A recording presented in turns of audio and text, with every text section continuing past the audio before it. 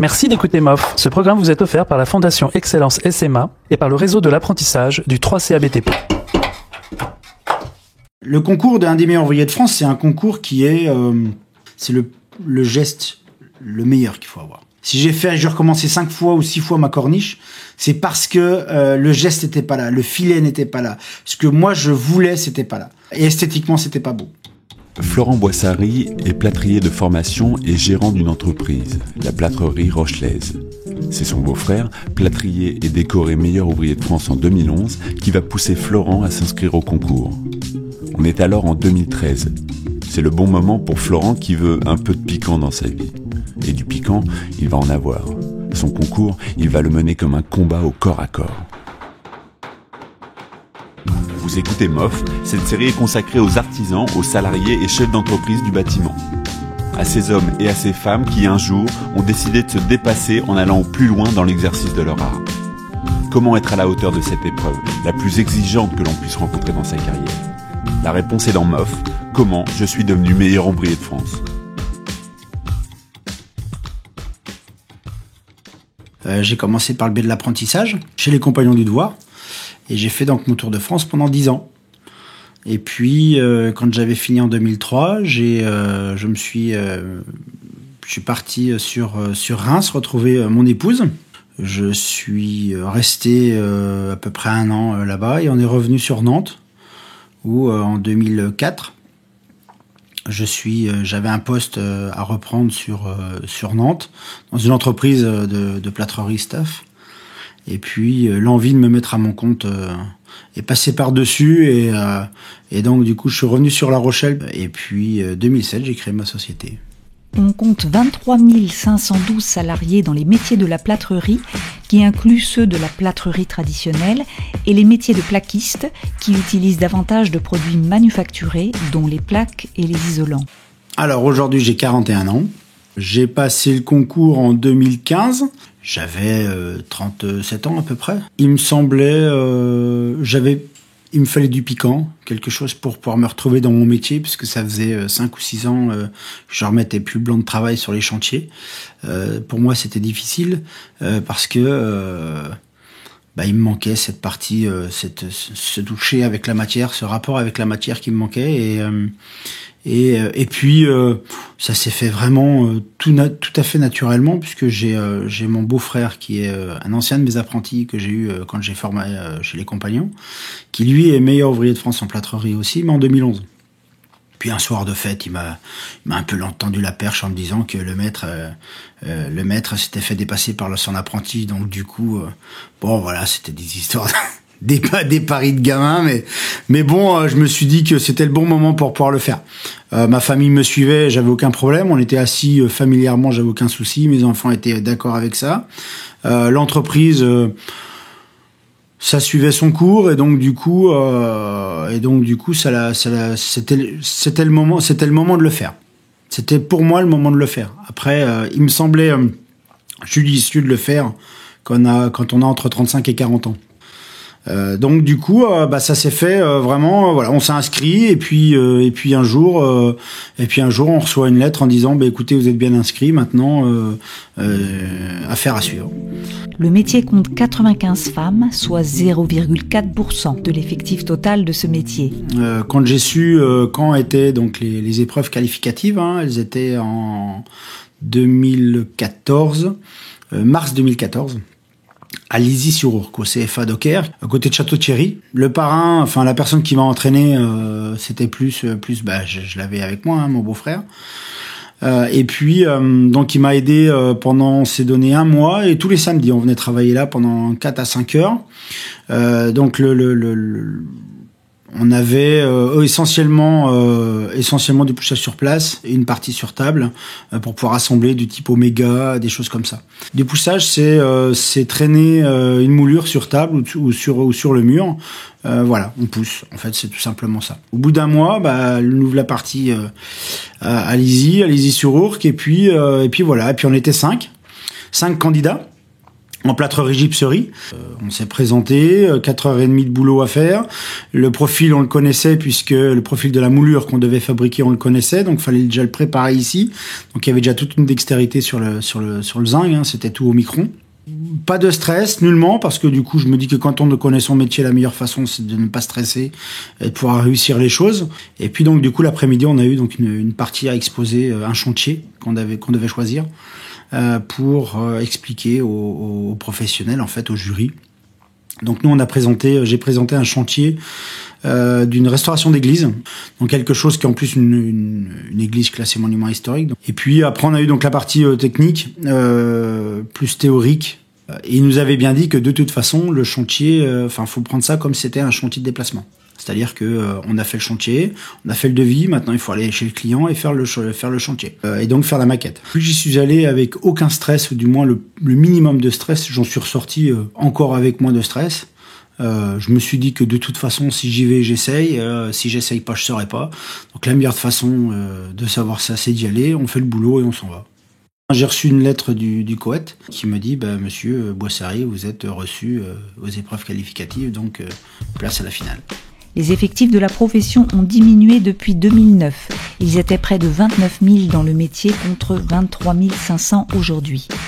Et là, du coup, c'est un grand moment parce qu'on se dit que, mon Dieu, on a déjà réussi quelque chose. Et puis qu'on se dit qu'on n'est pas la moitié d'un. Donc on se dit que maintenant, c'est maintenant que ça commence. Et puis on a reçu les épreuves, le sujet de l'épreuve finale mi-juin.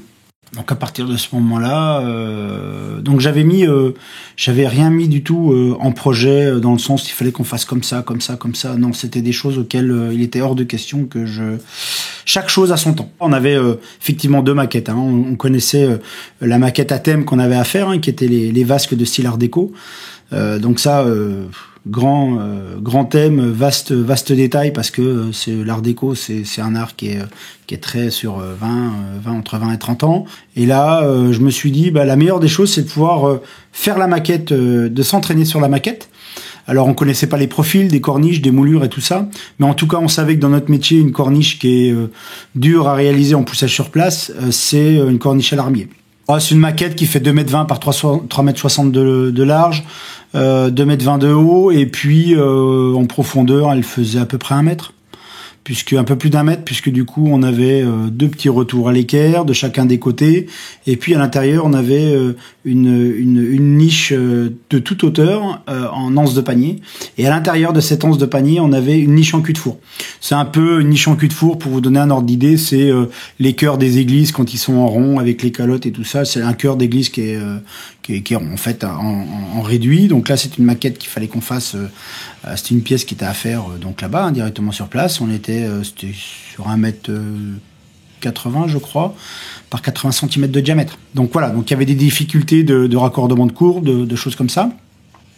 Donc ça, on connaissait ces éléments-là, puisqu'on nous avait dit que la maquette qu'on devait faire à la maison et qu'on devait emmener le jour de la finale, elle devait faire 80 cm de diamètre. Les recrutements sont repartis à la hausse avec 7000 postes en 2017, soit plus 16%. Le nombre de nouveaux entrants fait un saut avec plus 34,16% cette même année, rattrapant un peu la diminution des effectifs que la profession subit depuis 8 ans. Donc je me suis fait un petit bout d'atelier dans mon dépôt. Et les choses étaient claires. L'entreprise, c'était de 7h ou 6h jusqu'à 18h30. Donc une fois que tous mes salariés étaient partis. Et là, je fermais boutique et j'allais en bas, dans mon bureau, enfin dans ma pièce où je m'étais faite pour m'organiser. Je m'étais fait toute une organisation. Du coup, j'avais développé ma maquette. Hein, j'avais complètement mis mes temps que je devais faire, par où je devais travailler, comment faire. Et en fait, au fur et à mesure, parce que cette maquette-là devait faire vraiment comme un chantier, c'est-à-dire que un chantier en déplacement, c'est-à-dire qu'on devait anticiper les tracés. Il fallait qu'on anticipe les choses pour la construction. Il a fallu beaucoup de choses qu'on anticipe beaucoup de choses. Et donc, du coup, au fur et à mesure que j'avançais, du coup, je suis allé voir un menuisier qui faisait du tracé laser, qui faisait de la découpe laser. Donc, du coup, pour avoir des gabarits pour faire mes niches en cul de four, pas mal de petites choses comme ça. Donc du coup, au fur et à mesure, j'ai créé ma maquette, j'ai créé aussi mes outils pour pouvoir faire la finale. Forcément, on a des moments de doute. Donc, vous savez, les soirs, quand on ferme à 6h30, on commence à 7h, 7h jusqu'à 10h, 10h30, 11h des fois, le soir. Pas manger, donc on rentre, la famille est déjà couchée. Bon, voilà, c'est... Au début, c'est bien, mais à un moment donné, ça devient lourd parce que c'est là où on se dit qu'en fait, on a... je sais pas si on a une bonne étoile ou pas. Enfin, forcément, on a déjà forcément une bonne étoile, mais enfin, en tout cas, on est soulevé, on se maintient, on est maintenu par une force intérieure. J'appelle ça la force du plâtrier, parce que je me dis que, en l'occurrence pour mon métier, parce que je me dis que sans cette force-là, on peut pas aller jusqu'au bout. C'est pas possible. Ouais, c'est un truc qui, voilà, c'est comme tous les jours. On a envie, il y a des fois, on a envie de tout claquer parce que ça nous gonfle. Et du coup, il y a des jours, on se dit, bah ouais, mais pourquoi tout claquer, sachant que les meilleurs moments vont venir, ils étaient là, ils vont revenir, donc c'est juste un mauvais moment à passer. C'est compliqué, des fois, il faut recommencer 5 ou 6 fois la corniche parce que ça va pas comme on veut, le profil ne va pas, c'est tout de suite plus d'une semaine de travail tous les soirs qui sont mis à la poubelle. Et au fur et à mesure, quand on a trouvé le petit truc, les profils, tac, ça, et après, effectivement, les bons moments sont arrivés parce que la maquette commence à prendre forme. Les choses auxquelles on avait, qui étaient dures au départ, on a trouvé la solution et donc du coup, on a pu avancer. En fait, j'ai fini ma maquette de préparation d'entraînement. Je l'ai fini aux vacances. Et là, je me suis vraiment, début septembre, je me suis vraiment travaillé sur la maquette, la deuxième maquette qu'on devait faire, qu'on devait emmener, c'est-à-dire travailler à l'atelier pour pouvoir l'emmener là-bas sur place.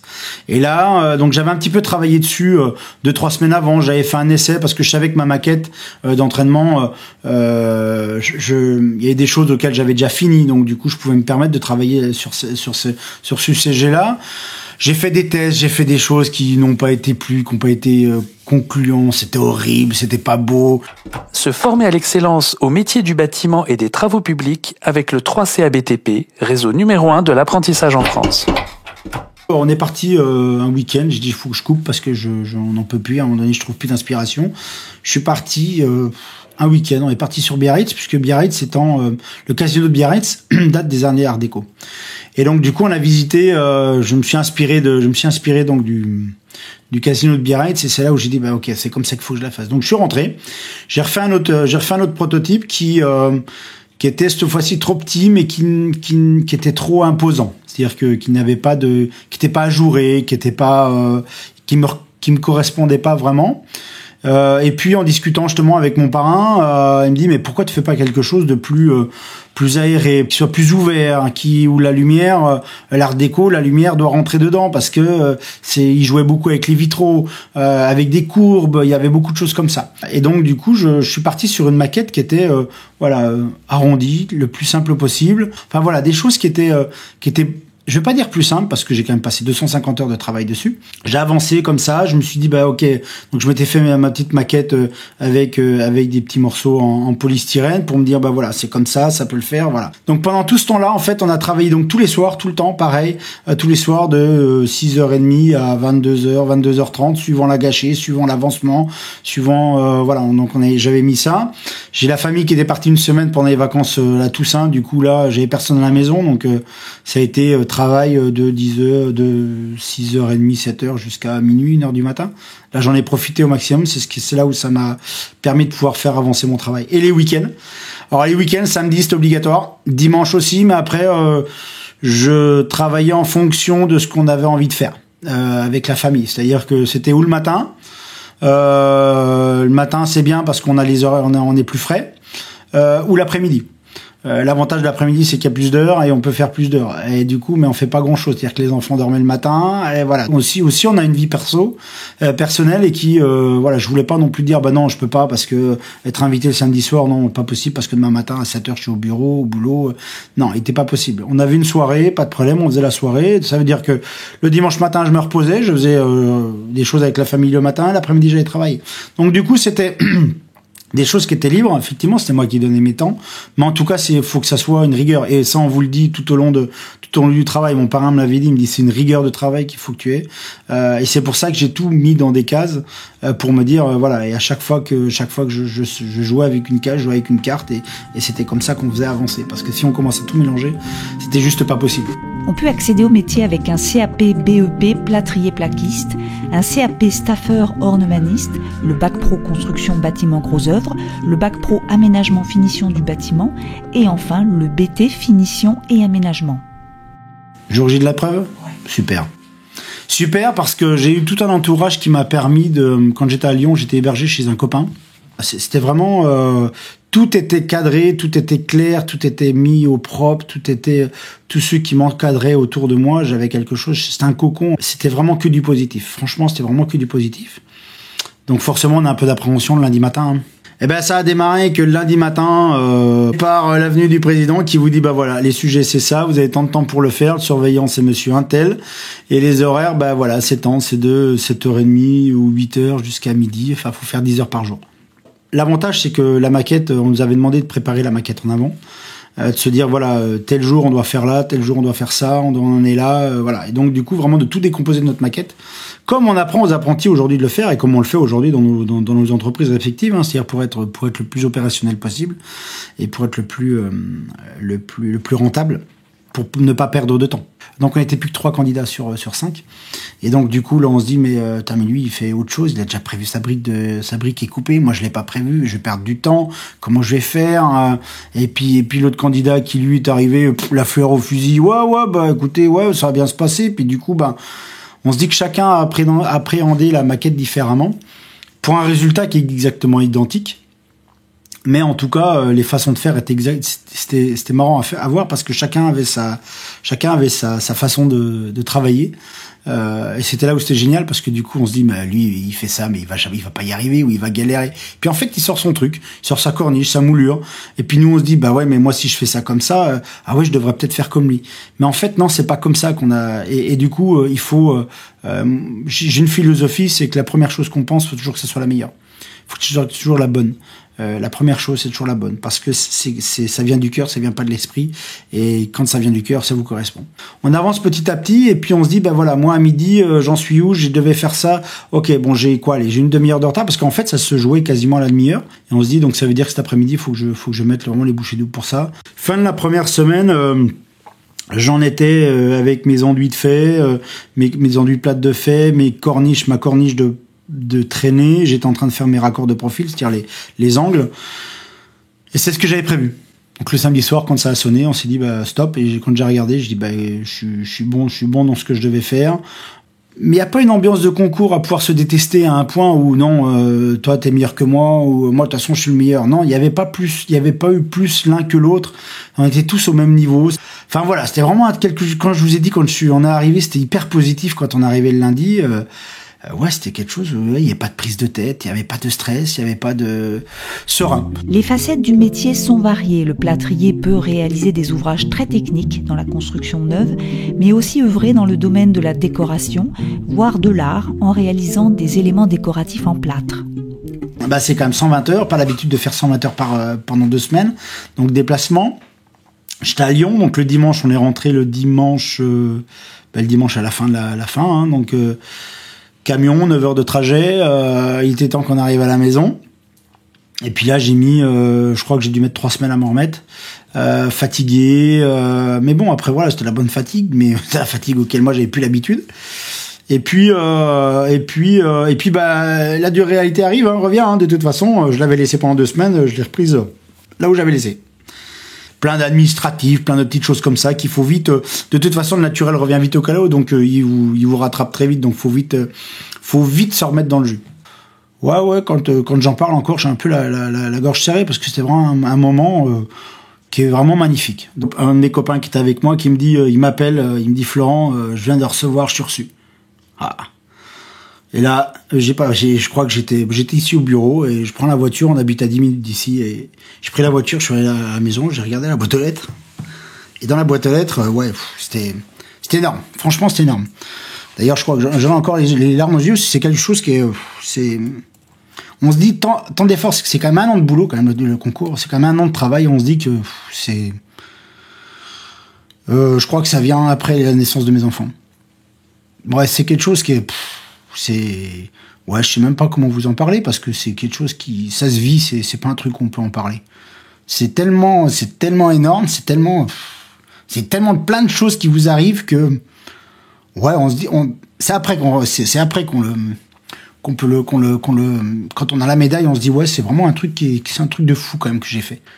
Mais en tout cas, ce bonheur, ouais, je me revois encore dans ma voiture avec la lettre en train de la lire. Je me dis mais c'est un truc de fou quoi. Alors déjà dans la première lettre, on vous dit comme quoi vous êtes donc reçu et vous allez recevoir un courrier vous stipulant la date et le lieu. Alors on savait que c'était le lieu, il y a des bruits qui couraient que ça pouvait être à la Sorbonne. Effectivement, ça s'est fait à la Sorbonne, donc là, costard, cravate, tout ce qui va bien. Et là, on était 265 candidats de mémoire. C'est simple, c'est 10%. En général, c'est toujours 10% de reçus sur la totalité. Donc, on était 2650 et on était 265 reçus. Alors, plâtrier, on était reçus les 3. On était reçus les 3 parce que c'est un concours, un des meilleurs ouvriers de France. Donc, c'est un concours auquel vous rentrez dans la note ou vous ne rentrez pas. Vous l'avez ou vous l'avez pas. Donc là, on se dit qu'on rentre déjà dans un endroit où jamais on y va, déjà. Si on n'habite pas Paris, on ne sait pas où c'est. Et donc là, on reçoit la médaille. On se dit qu'on est fiers quand même parce que, ça y est, on a un col bleu blanc où on représente la France, on représente le meilleur, l'excellence à la française. Et on se dit que, mais c'est pas une étape finale. C'est là où ça commence. Parce qu'à ce moment-là, on vous dit que de toute façon, vous avez plus le droit à l'erreur. En gros, c'est ça. Parce que du coup, on viendra forcément vous retoquer si vous faites quelque chose de mal. Et ça n'a pas raté, hein. Je suis rentré, donc c'était le jeudi ou le vendredi. Je suis rentré à la maison. Le lundi, je suis retourné au boulot et j'ai un client qui m'a dit quelque chose d'hyper très désagréable. De toute façon, depuis que vous avez le col bleu, blanc, rouge, c'est pas parce que vous avez le col bleu, blanc, rouge que vous avez le droit de faire ce travail-là. C'était juste la violence gratuite, donc on se dit ça revient vite à la dure réalité. On se dit effectivement c'est maintenant que ça commence quoi. C'est maintenant qu'on n'a plus le droit, je vais pas dire plus le droit à l'erreur, mais en tout cas il faut qu'on soit le plus droit et le plus droit possible dans ce qu'on fait. Donc effectivement tout le monde le sait qu'on est mof, hein. Que je suis mof, que je suis meilleur ouvrier de France. Alors tout le monde ne sait pas ce que c'est être mof, mais en tout cas tout le monde sait ce que c'est être meilleur ouvrier de France. La médaille nous sert à ça. La médaille nous sert à se mettre en avant avec un col bleu blanc rouge, comme font les métiers de la bouche.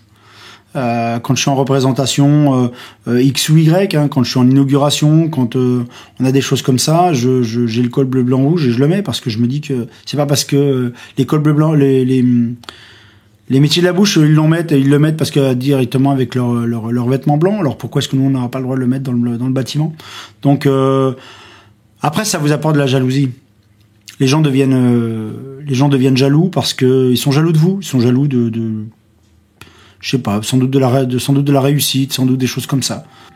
En tout cas aujourd'hui, nous ça nous a apporté beaucoup de notoriété dans l'entreprise, beaucoup de notoriété, beaucoup de savoir-faire. Donc c'est là où, tout à l'heure, comme je vous disais, c'est maintenant que ça commence, parce que c'est maintenant qu'il faut plus se rater. Le conseil, moi je me dis que c'est de le prendre comme je veux pas dire le prendre à la rigolade, mais de le prendre le plus sereinement possible et surtout pas de se prendre la tête, ça sert à rien de toute façon. Mais ils le savent, ils l'ont dans les mains. Donc pourquoi se prendre la tête pour ça? Ça sert à rien. Ça sert à rien, et puis surtout d'accepter l'échec. Surtout d'accepter l'échec parce que effectivement là, je vous ai parlé du positif parce que j'ai eu la médaille. Je sais pas comment j'aurais réagi si j'avais pas eu la médaille. Alors, je me suis pas posé la question, hein. C'était pas l'objectif. Une fois que je l'ai eu. Mais en tout cas, je peux pas dire si je sais ou je sais pas si j'aurais refait ou pas. Je me serais peut-être représenté ou pas au concours. Moi, je me dis que si on l'a pas eu, c'est que c'était pas le moment qu'on devait l'avoir. Alors peut-être qu'on est peut-être capable de le refaire encore une fois, ou pas. Ça, il y a que la volonté de chacun des candidats qui peuvent le faire. La médaille, elle est dans un tiroir à la maison. Et la maquette, parce que du coup, vu que la maquette, on a une maquette qu'on devait faire. Et là en bas, elle est dans le hall d'entrée, présentée aussi aux gens, aux clients qui viennent, que voilà, il y a aussi quelqu'un qui est aussi meilleur ouvrier de France. Enfin, en général, quand les gens passent la porte, c'est qu'ils savent qu'on y est parce qu'ils viennent nous chercher pour ce travail d'excellence. Donc l'excellence, c'est difficile de l'avoir. C'est difficile de l'avoir, mais c'est encore plus difficile de l'entretenir. C'est comme un feu. Si on met pas de bois, on ne pourra jamais chauffer. Merci d'écouter MOF, comment je suis devenu l'un des meilleurs ouvriers de France.